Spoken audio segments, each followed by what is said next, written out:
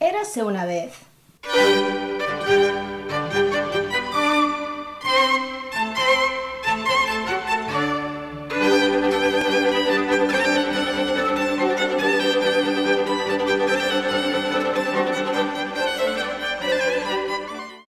It's shocking.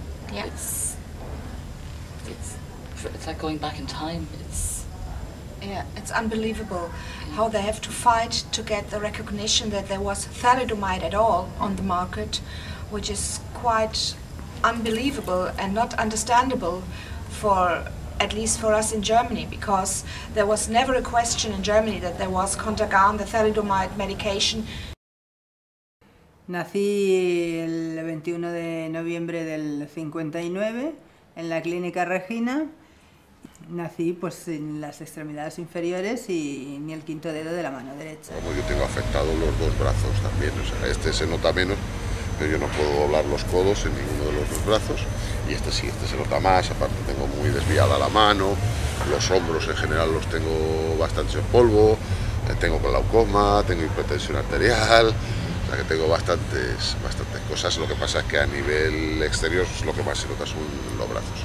Soy una víctima más de la talidomida. Mi madre conserva una receta y cuando se hizo eco de que había mucha gente en Europa y en España que había nacido con malformaciones, mi madre también sabía que ella había tomado esta medicación para las náuseas.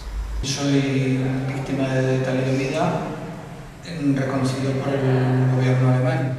Soy español pero vivo en Alemania, tengo 46 años, soy afectado de la talidomida y estoy en la asociación alemana pero también en la asociación española. La talidomida, un component que hi havia en els fàrmacs que van prendre les seves mares. Malformaciones congénitas. Por culpa de un fármaco. Bebés sin brazos y sin piernas. 2.500 y 3.000 víctimas. Puede haber unos 3.000 casos, aunque nunca se han reconocido ni indemnizado. Pero aquí nunca se reconoció a las víctimas. Los españoles no han recibido ningún tipo de compensación económica, al contrario que los británicos. Cap tipus d'ajuda en 50 anys. No han recibido ayudas ni indemnizaciones.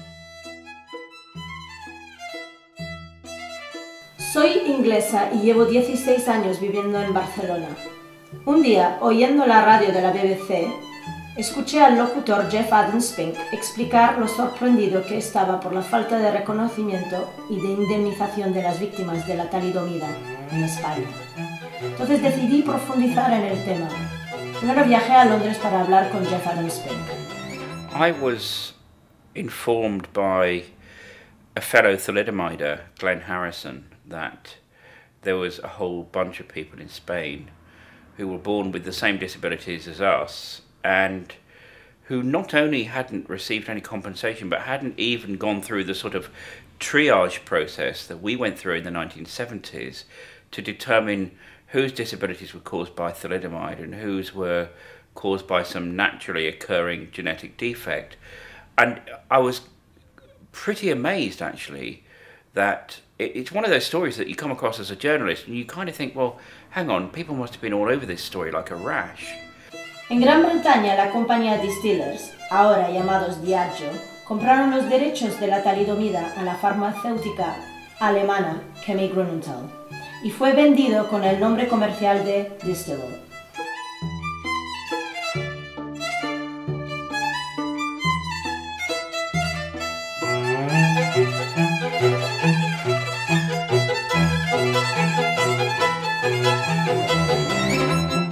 En 1973, Distillers asumió responsabilidad de los daños provocados a las víctimas y les indemnizó.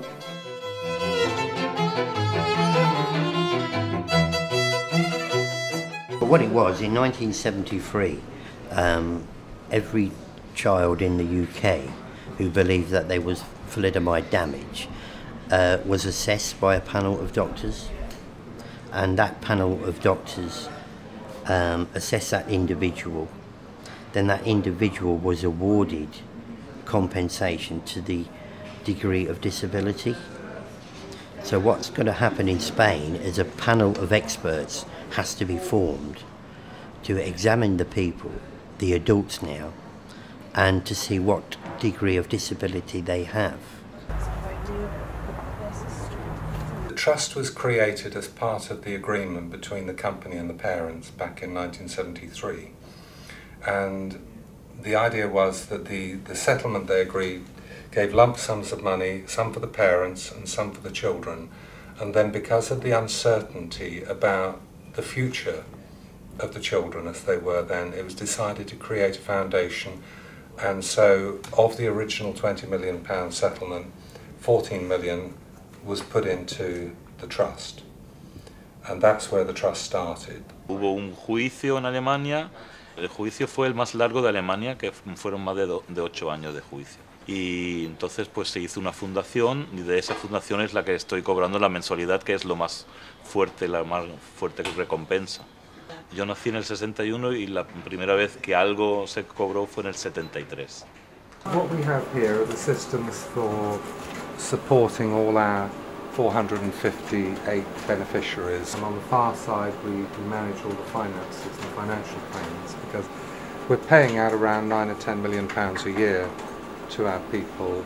And I think perhaps that's got something to do with a slightly more Spanish way of looking at disability. But anyway, here was this group of people who hadn't had any help, hadn't even been given any advice or guidance about whether their disabilities were caused by thalidomide, and of course all of the other stuff that we've benefited from, the sort of the dressing aids, the adapted cars, the housing adaptations, all of that. Nobody in Spain was anywhere near any of that.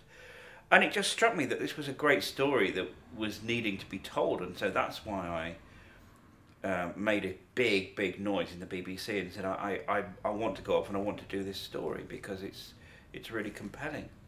I think too that in all of our other countries, or in most of our other countries in Europe, disability awareness is much stronger than in Spain. Mm-hmm. And I think the Spanish problem is very much on this issue, because we have all created a better equality system in our countries. If you have severe fall-limb damage and you're getting something like £30,000 a year from us, that might sound to some people like a lot of money, but the car that you need, if you want to drive yourself around, is going to cost you 50 or 60,000 by the time it's been adapted so that you can operate it. So that would take up still 2 years of any money that we could provide.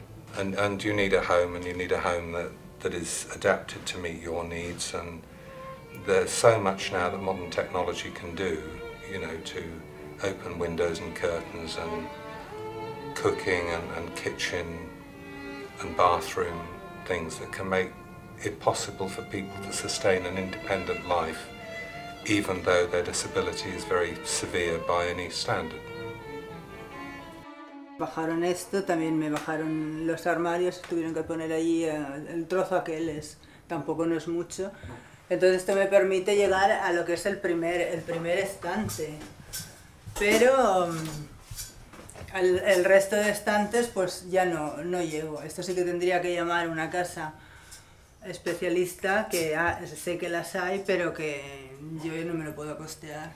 Our bodies is similar to people not disabled or not handicapped 20 years older. Yeah, so like our body is more like as if we were in the middle of our 60s. Yeah, and this is because we use joints and muscles and all parts of the body a lot more than other people in our age. We found that over a third of our people are living with chronic pain. That is, they're in pain most days, every day.